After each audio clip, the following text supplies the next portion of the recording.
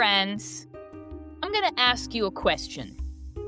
And it's a question about having a moment with somebody you love, somebody older than you, someone who's well and good into their aging process, up in years a bit, right? Someone you love, and it just didn't seem like they were themselves anymore. Maybe they told you the same story 3 or 4 times over one dinner. Maybe they snapped at you in a way that felt completely out of character, or maybe they looked at you for a second and you didn't even recognize them, that something staring back at you wasn't them.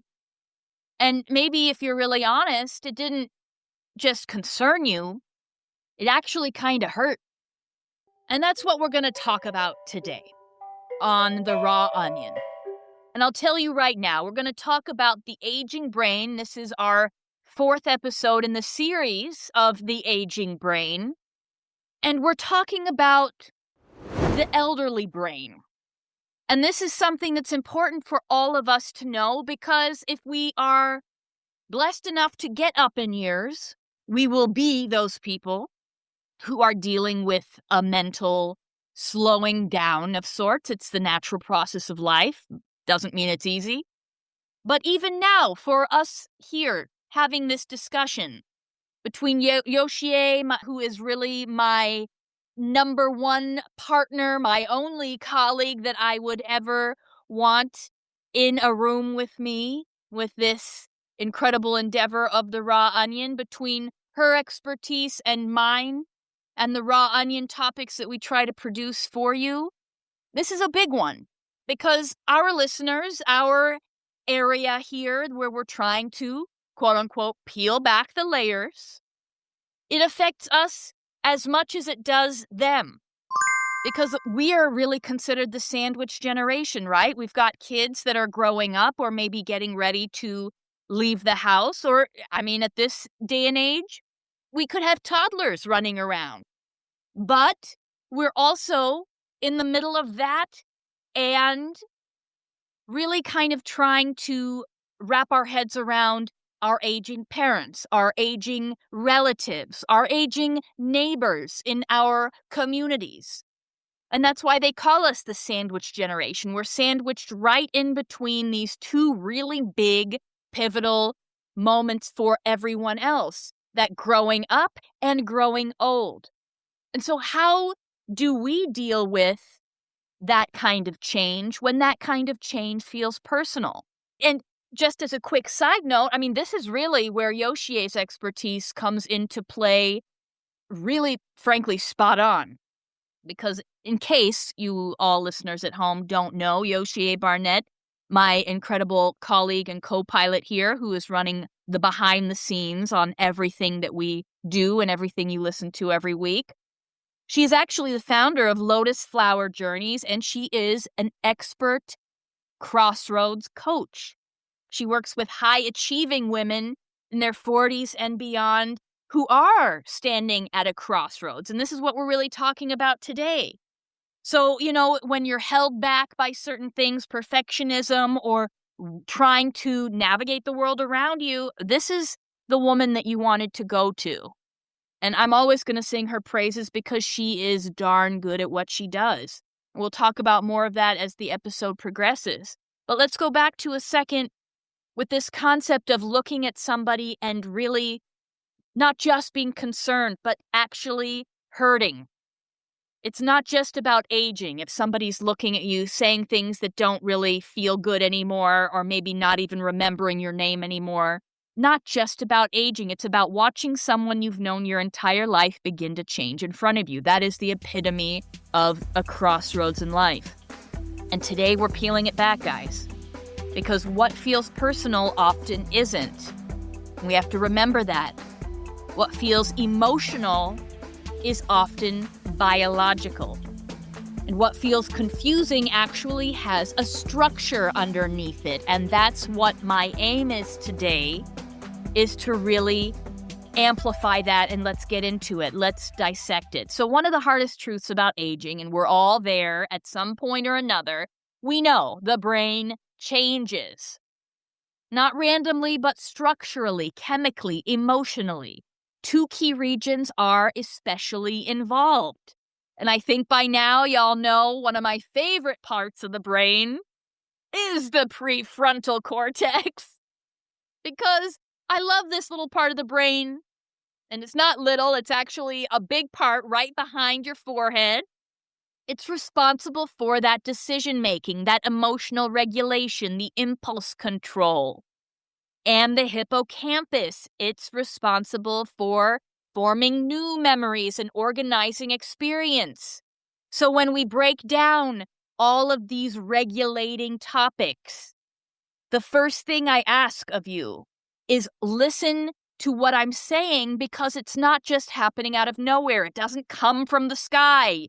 Your emotions don't just randomly spin out of control for no reason. It's that prefrontal cortex that's shooting off and misfiring and maybe going a little crazy in your decision making and your emotional regulation in that hippocampus. How do you form new memories? So just here, indulge me. Put those two definitions in the back of your mind, because we're going to get into it a little bit later. Because these two parts of the brain are also responsible when the thinking slows. Memory becomes less reliable. Emotional regulation becomes more fragile. And here's the important part. Slower doesn't mean less. So as we're aging, as we're going through changes in life, and that change can happen in perimenopause, menopause, as men age, right, their physicality, we all go through shifts. What we're capable of doing will shift. And especially for today's topic, when we get really up in age and when we are witnessing and holding the hands and supporting the people who are in that real final chapter.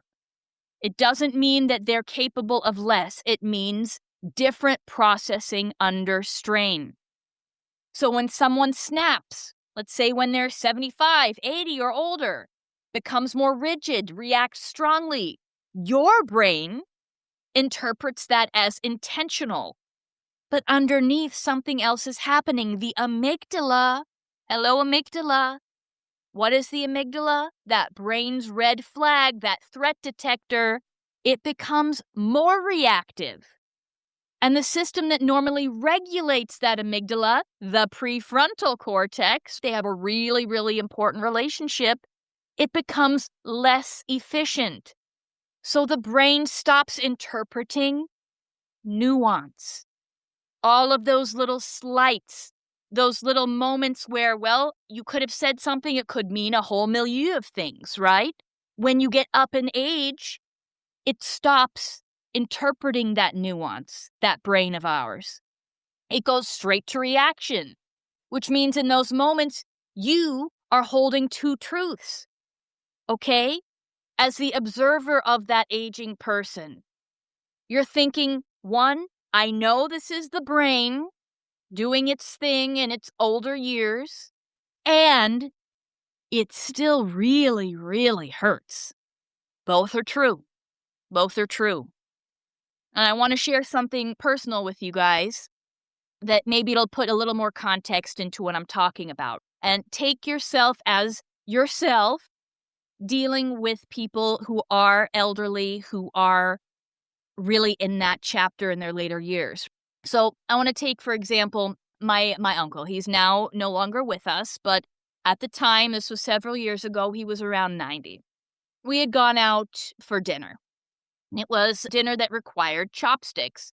And so we were out at dinner and they brought the wooden chopsticks, those ones that are stuck together. And you know how you have to kind of break them in half. And he got these chopsticks and he was sort of looking at them, and he didn't break them in half immediately. He was sort of looking at them, and I could tell maybe he was trying to think of what to do with them. And all I said was, "Do you want some help breaking those?" He looked at me, and I swear it was the scariest look. It was not irritation. It wasn't annoyed. It was rage, pure, unadulterated rage. And it scared me. And that look in his eyes, it honestly, it's still with me. Because what I said was simple, and I meant it very sincerely. But what his brain heard was something very different. His brain heard, "You can't do this anymore." And at that moment, it wasn't about the chopsticks, it was about identity. And what do we talk about so much on the raw onion? Identity shifting. And why do we talk about identity so much?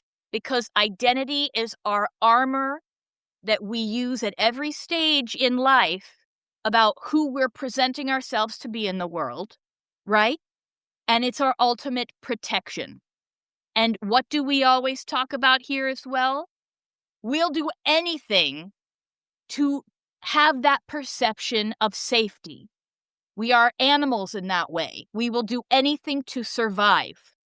And so when the nuance of the brain starts to diminish in later years, we don't see what someone is asking us as help.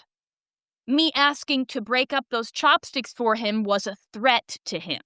Because in his mind, I was telling him you're not capable anymore. That identity of the man, the caretaker, the protector, the strong one, I was attacking that identity. The brain is constantly scanning for threat. And I, at that moment, was the threat to him. The nuance was no longer there. So as we age, that threat detecting system becomes more sensitive, especially around identity. The amygdala, that red flag detector who's always trying to keep us safe, isn't just reacting to danger anymore, it's reacting to loss of independence, loss of confidence, loss of competence, and loss of control. And because the prefrontal cortex, our decision-making area of the brain, is less able to soften meaning, and by that I mean the nuance element, its reaction becomes immediate. So rage in these moments is not often anger, it's fear, it's terror. It's moving too fast for language. So what do you do when this happens? And you, by you, I mean you, as someone in midlife, someone who is navigating and walking side by side with these folks that we love who are of a certain age. Well, first of all, don't match it, because now you have two nervous systems escalating. And something most people don't realize is that we, collectively we regulate each other. So the calmest nervous system in the room sets the tone for everybody else. Remember that as you go through life. The calmest nervous system in the room sets the tone for everyone else. So when I say, quote unquote, regulate the room, this is what I mean. Slow your voice. Lower your tone. Mindfully unclench your body. Your brain signals safety before your words do. And second, remove the threat. Not with logic, not with explanation, but with dignity. So I could have responded, of course, you've got this, when I saw that raged look in his eye. Of course, I'm sorry, you've got this. And third, don't resolve it in the moment, because the brain in that state is not available for reasoning. It's available for survival, what I just explained. And that's going to help you regulate what actually really does hurt. I know, I get it. Yoshie gets it. It's a tough time to be in that sandwich generation. If you're the turkey meat in the sandwich, it's not easy. And by that, I want to talk about what's happening to you, what's happening to us. For a second, let's give you some attention here. What happens in you when you're dealing with people that are in their later years with not just diminishing brain capacity, but that diminishing nuance, that threat detecting system is on high alert, that propensity for immediate rage when there's nothing behind it, all of that aging brain stuff for the older generation. It's not easy to be around that a lot of the time. So what do you do about it for you? Because when your parents start to change, when your relatives start to change, something inside you shifts too. The people who once made you feel safe are no longer your safety net. Don't throw that moment away. It's big, it's heavy. Your safety net is disappearing. It's a lot. And what that creates is something deeper than stress. It's actually called, and there's really a term for it, it's called ambiguous loss. And ambiguous loss is this. It's a form of grief that doesn't have a clear ending. Usually when we think about loss, it's defined. There's someone who passes away, there's closure, there's a beginning, middle, and end to the grieving process. But ambiguous loss is different. The person is still physically here, but parts of them are changing or fading or becoming harder to reach.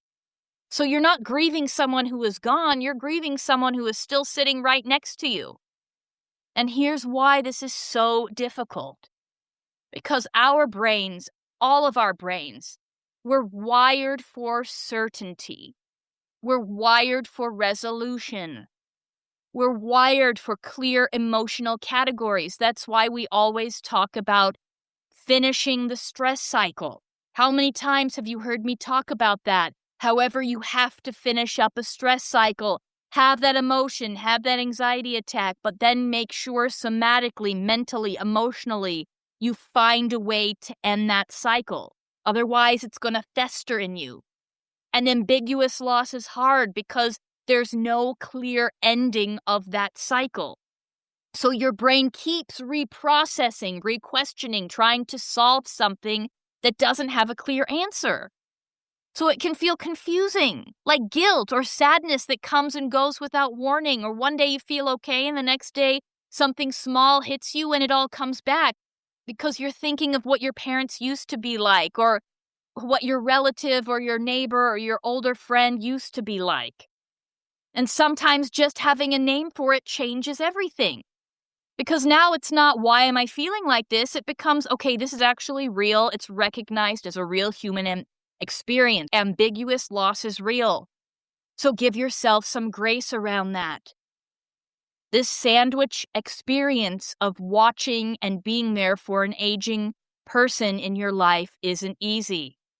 Ambiguous loss is what happens when love is still present, but certainty is gone. For all parties, not just you, not just them, for everyone. We're going into the great unknown.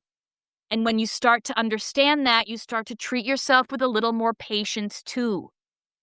They're still here, but not fully the same. So your brain is trying to hold two realities at once.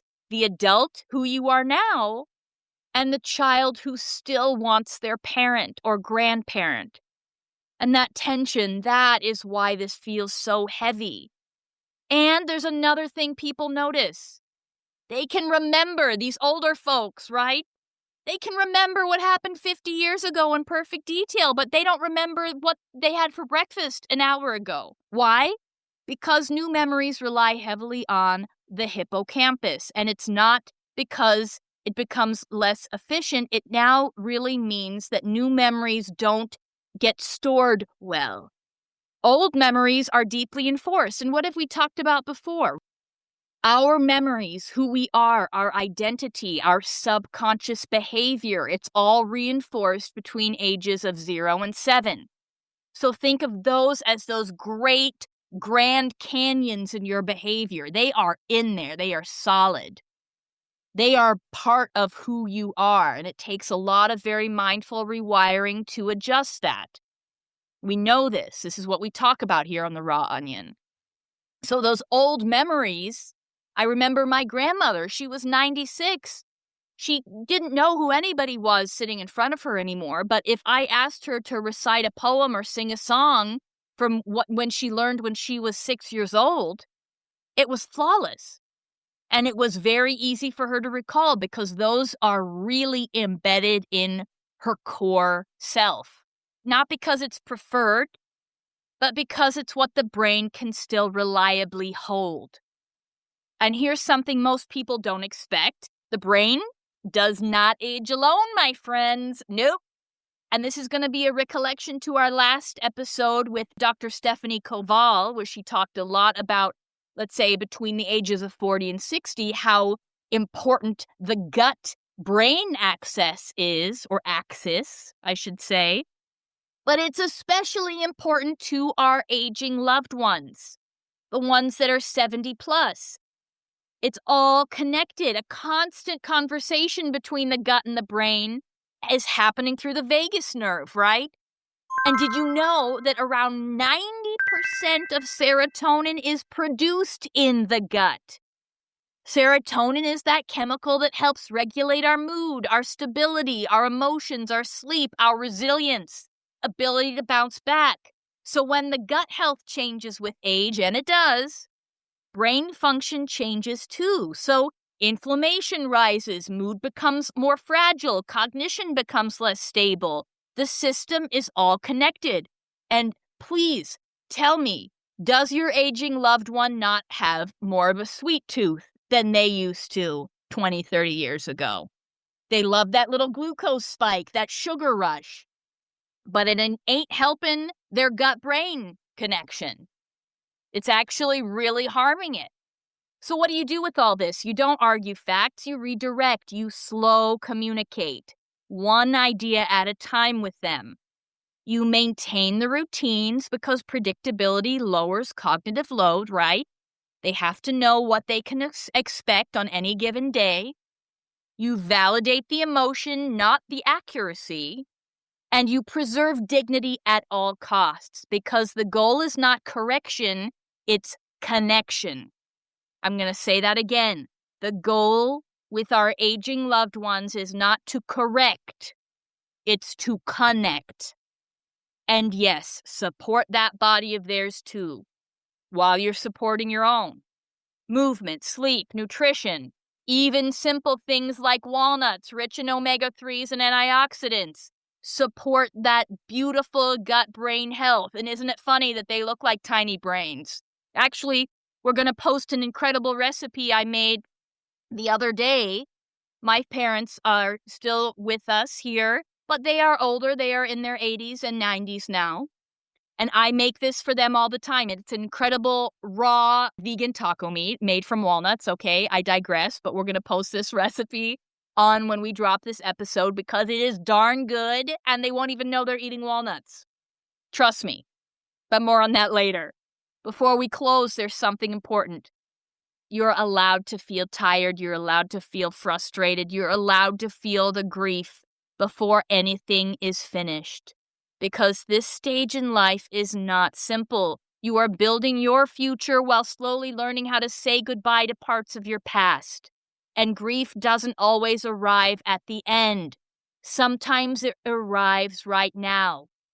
The aging brain isn't just declining, it's changing. Okay?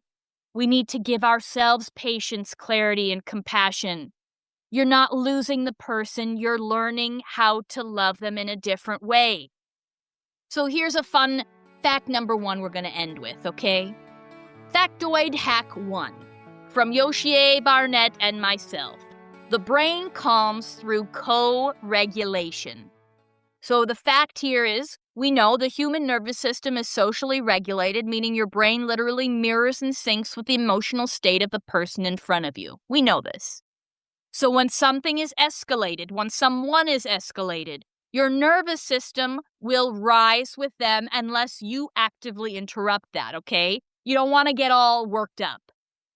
So this is tied to networks involving, like we said, your decision-making and your red flag monitor, right? That amygdala. So here's the hack, and we call it lower to lead. Lower to lead. So when someone of age is coming at you, and you're getting upset, you're getting this sort of, all right, how do I react here? I'm getting a little upset, I'm getting angry. Okay, lower to lead. Slow your voice intentionally. Exhale longer than you inhale. Soften posture, drop those shoulders, unclench your jaw, because your nervous system becomes the anchor system in the room. The fastest way to calm another brain is to calm your own brain first. Factoid and hack number 2. Memory is emotionally prioritized, not chronologically stored, okay? So the fact around that is, the brain does not store memory like a camera. It prioritizes emotionally significant experiences and repeatedly reinforced pathways in that hippocampus, right? That emotional regulation part of the brain. And it's distributed all over the place. That's why older memories, they're emotionally reinforced. They stay vivid. They stay with these older folks. And those new memories that are not yet consolidated, those disappear very quickly. So here's the hack. Anchor the present with emotion. You see how that all kind of links up, and we're making a little composite of a little of each, right? Anchor the present with emotion. So instead of repeating facts to someone experiencing memory decline, attach emotion to the moment. Use warmth, use humor, use reassurance. Okay? Nothing is that serious. Bring levity to a situation. Give them a hug. Find something to laugh about. So instead of correcting this person to say, oh, by the way, mom, dad, grandma, grandpa, aging neighbor, by the way, we already talked about this. No. Give it a try with something more like, hey, it's okay. We can talk about it again. I'm here. I'm not going anywhere. Relax. Give them permission to relax. Emotions strengthen encoding more than repetition ever will. So as we wrap up today, yes, it's hard to watch someone change and essentially decline, right? Because we know that this is kind of that last chapter, and you want to make it count. And you can make it count. You can make it really beautiful for everybody involved, because essentially you're meeting them again. Wrap your head around that. You're meeting them again. But the question is no longer, why are they changing? It becomes, how do I meet them here? It's poignant. It's deep. Because the truth is, we don't just inherit our parents. We inherit the responsibility of how we respond to them. That carries on as much as any cellular DNA ancestral lineage can even imagine. We inherit that responsibility of how we respond to them. The brain you love is not disappearing. It's changing its language. It's slower. It's more emotional. It's less filtered. And if you only look for who they used to be, you'll miss who they are trying to be now. Reintroduce yourself, and you start to learn how to love the version of them that's sitting in front of you. And I promise you, with every fiber of my being, this will help you grow too, and this will be a profoundly deep experience for you too. Because sometimes love in adulthood is not recognition, it's adaptation. And if there's one thing us humans are brilliantly designed for, we are adaptive creatures. That's what we're meant to do. So reintroduce yourself to those that you love who are of a certain age, and adapt together. On that note, I am Stephanie Ohanessian, founder of Triage Coaching and Consulting, an ancestral lineage and heritage burnout regulation company, along with my incredible host, Yoshie Barnett, behind the scenes, who is a master at Crossroads Coaching, who looks at just all of this, what we discussed today, how you adapt to those crossroads in life. She specializes in one-on-one clients. I specialize in one-on-one group and upcoming retreats, so we will keep you updated on that as it unfolds. And in the meantime, ladies and gentlemen, in respect to our aging brains and those that we love who are a few years ahead of us, let's give a tip of the hat to them too, and give them the respect and dignity that they deserve and that they have earned over these many years of them being here with us And let's adapt in a way where we can meet each other where we are all respectively at. Right? Right. So be well, my friends. Until next time, we are the Raw Onion. Over and out. Thank you.